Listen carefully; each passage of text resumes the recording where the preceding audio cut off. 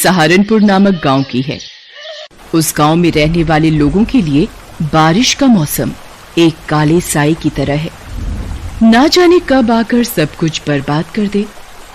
सुनील इसी गांव में अपनी बीवी संगीता और अपने बेटे रमन के साथ रहता था।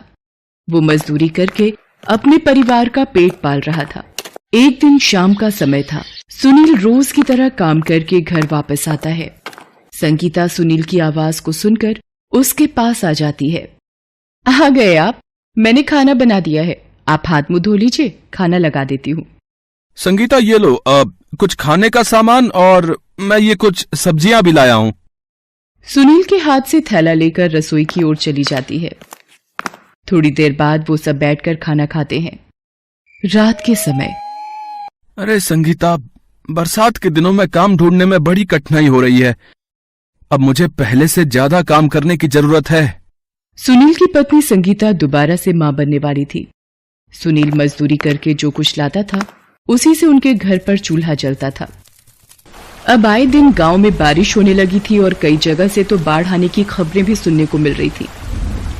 एक दिन सुनील जब घर से काम ढूंढने के लिए निकल रहा था, तभी संगीता ने पीछे से पुकारा, सुनिए जी, आज आप चावल और आटा ले आइएगा, क्योंकि बस आज शाम तक का ही सामान बचा है। आप काम से आते वक्त याद से आटा और चावल लेते आइएगा। ठीक है संगीता, मैं आते समय सारा सामान ले आऊंगा। ये कहकर सुनील काम ढूंढने के लिए बाजार की ओर जाता है, लेकिन आज उसे कहीं भी काम नहीं मिलता। पूरा दिन जगह जगह भटकने के बाद थक हार कर सुनील घर वापस लौट आता है। संगीता, आज मुझे कहीं भी काम नहीं मिला। कोई बात नहीं जी, आज शाम तक तो काम चल जाएगा, सुबह की सुबह देख लेंगे। फिर वो सब खाना खाकर सो जाते हैं, लेकिन रात को मौसम बहुत खराब हो जाता है। रात भर बारिश होने की वजह से सुनील की छत से पानी टपकने लगा था। सुनील का घर बहुत पुराना था और घर की छत पर दरारें आ गई थी। उनमें से पानी की बूंदें टपकने की आवाज सुनते ही संगीता की आंख खुल जाती है और वो देखती है कि छत से पानी की बूंदें टपक रही थी।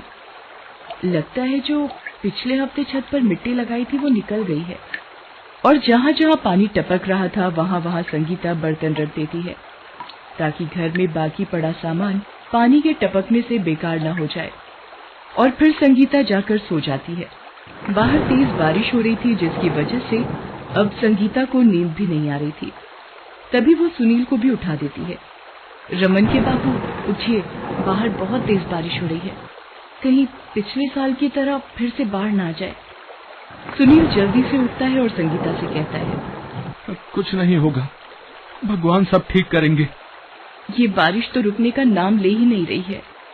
अब तो मुझे भी डर लग रहा है, कहीं कुछ हो गया तो मैं तुम्हें इस हालत में कहाँ लेकर जाऊंगा। तभी रमन उठ जाता है और अपनी माँ से बोलता है, माँ, कुछ खाने को दे दो ना। रमन की बात सुनकर सुनील संगीता से बोलता है, संगीता, खाने के लिए तो अभी कुछ नहीं होगा, मैं बाहर जाता हूँ। बाहर तो इतनी तेज बारिश हो रही है, आप कहाँ जाओगे? रहने दीजिए, वो रात की एक रोटी रखी है, वो रोटी मैं इसे दे देती हूँ। संगीता रात की एक रोटी लेती है और उसे अचार के साथ रमन को दे देती है। ये लो, तुम्हारा मनपसंद अचार।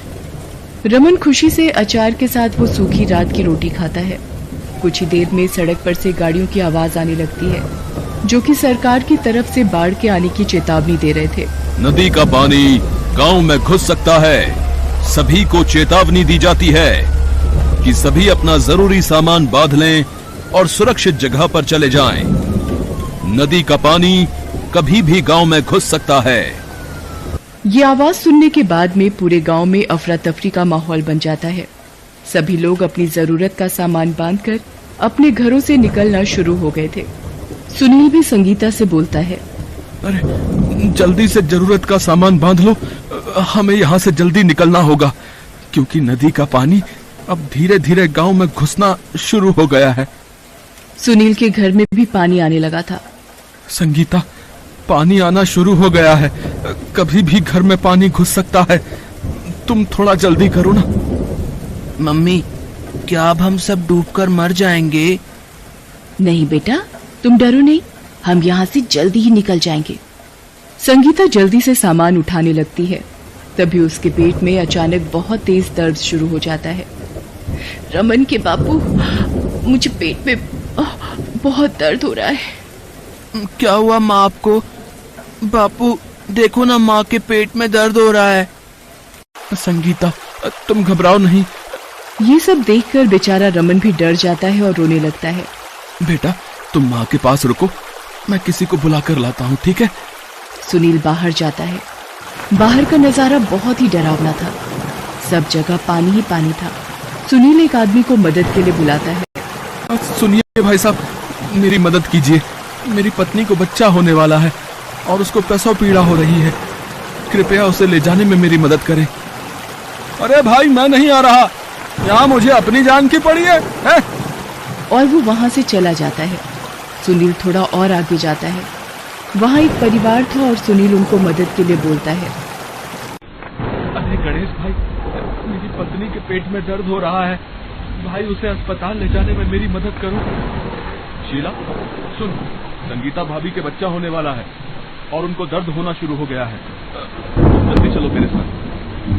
सुनील गणेश और शीला के साथ जल्दी से संगीता के पास पहुंच गया। रमन के बापू, जल्दी कुछ करो, मुझे बहुत ज्यादा दर्द हो रहा है। संगीता बहन, थोड़ा हौसला रखो, हम अभी अस्पताल चलते हैं। गणेश और सुनील संगीता को एक चारपाई पर लिटा कर ले जाते हैं। पानी का स्तर बहुत बढ़ गया था और उन दोनों को पानी में चलने पर बहुत कठिनाई हो रही थी और गणेश को रुकने का नाम नहीं ले रहा। सुनील और गणेश संगीता को लेकर चलते ही जा रहे थे। संगीता तुम हौसला रखो, हम जल्दी ही अस्पताल पहुंच जाएंगे, ठीक है? पानी में चलते चलते सुनील को भी घबराहट होने लगी थी कि ऐसी हालत में वो अस्पताल कैसे पहुंच पाएंगे, लेकिन वो दोनों तेजी से संगीता को लेकर आगे बढ़ते रहे।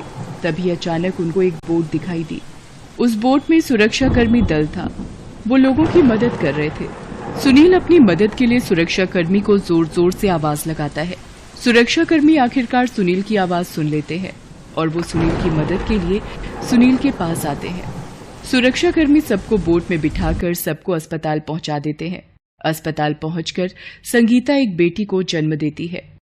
बधाई हो, आपकी बेटी हुई है। सुनील डॉक्टर का धन्यवाद करता है और हाथ जोड़कर बोलता है, भगवान आपका बहुत बहुत धन्यवाद, आज आपने हम सब की जान बचा ली।